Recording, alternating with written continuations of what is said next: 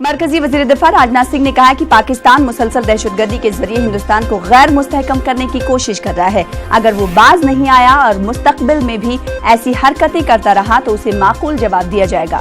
Mister Singh ने आज जयपुर के धानकिया में भारतीय जनता पार्टी के बानी पंडित दीन दयाल उपाध्याय की 103वीं जयंती प्रोग्राम से खिताब वो कर रहे थे, जिस दौरान उन्होंने बात कही। उन्होंने कहा कि पंडित जी के रास्ते पर चलकर जम्मू कश्मीर में दफा 370 और दफा 35A को मनसूख कर दिया गया है, जो हमसाया मुल्क को हजम नहीं हो रहा है। उन्होंने कहा कि उसे ये हजम करना ही होगा।